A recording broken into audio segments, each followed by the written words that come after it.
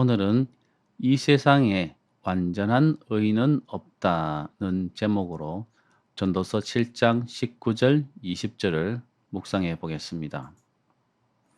지혜는 슬기로운 한 사람을 성읍을 다스리는 통치자 10명보다 더 강하게 만든다. 좋은 일만 하고 잘못을 전혀 저지르지 않는 의인은 이 세상에 하나도 없다.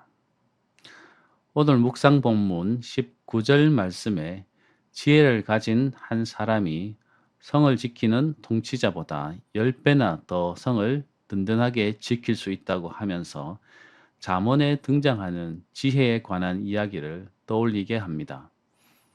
물리적으로 성을 든든히 지키는 것보다 지혜 있는 사람이 능력을 발휘하면 성을 더 든든하게 지킬 수 있다는 말인데, 성주가 군사를 두어 성읍을 지킬 수도 있지만 성을 재설계하여 외부의 세력이 쉽게 성을 공략하기 어렵도록 한다거나 외교적으로 외부 세력과 많은 동맹 관계를 만들어 두거나 외부의 여러 세력들이 그 성의 고유한 생산품에 의존하게 하거나 주위의 세력들과 경쟁 관계를 만들기보다는 협력 관계나 상생 관계를 만들거나 혹은 월등한 경제력을 통해 더 강력한 무기를 생산하는 시설을 갖춘다든지 하는 지혜를 통해 훨씬 더 효과적으로 성을 지킬 수 있다는 말입니다.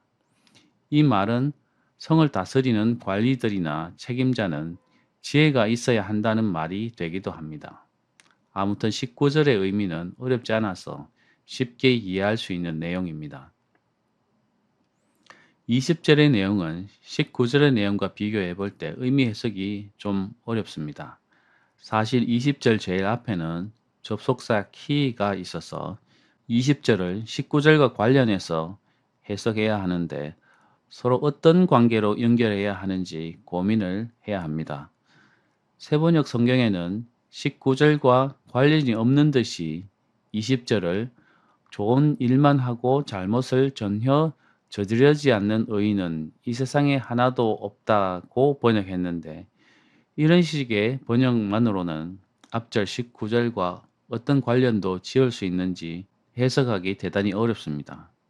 그럴 때는 전도서 기록자가 실제로 어떤 의도를 가지고 19절과 20절을 기록했는지 정확히 파악하기는 사실상 어렵습니다.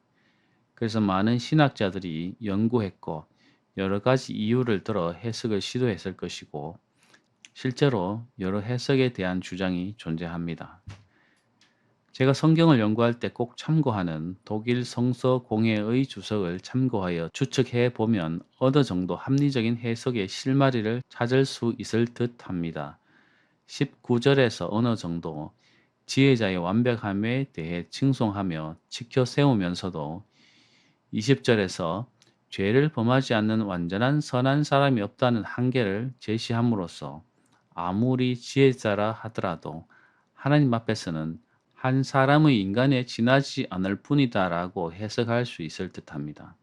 그렇게 해석하면 전도서의 중심적인 흐름에 부합되는 내용으로 받아들이기 쉽게 됩니다. 오늘 묵상 말씀을 통해 우리 인간은 지혜가 뛰어난 존재가 될 수는 있어도 선악을 판단하시는 하나님 앞에서는 아무런 유익이 없다는 사실을 알게 됩니다. 하나님이 인간을 판단하시고 심판하시는 기준은 지혜의 유무나 재산의 많고 적음이 아니라 하나님의 기준에서 의로운가 하는 것입니다. 그 의의 기준은 예수 그리스도를 믿는 그 믿음으로 인해 우리를 의롭다고 인정해 주시는 그 의입니다. 그러므로 예수 그리스도를 믿지 않고는 아무도 하나님 앞에서 의롭다 인정받을 수 없습니다. 로마서 3장 23절과 24절에 이렇게 기록되어 있습니다. 모든 사람이 죄를 범하였습니다. 그래서 사람은 하나님의 영광에 못 미치는 처지에 놓여 있습니다.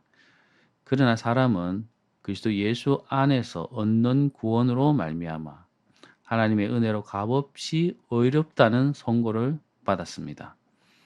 사도 바울은 예수 그리스도로 말미암아 우리는 의롭다고 하여 죄로부터 자유케 되는 선고를 받았다고 말합니다.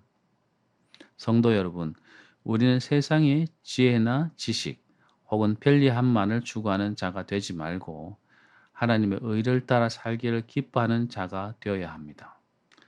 오늘 하루도 우리를 의롭다고 부르신 하나님의 은혜를 충만하게 느끼며 누릴 수 있는 하루가 되시길 기도합니다.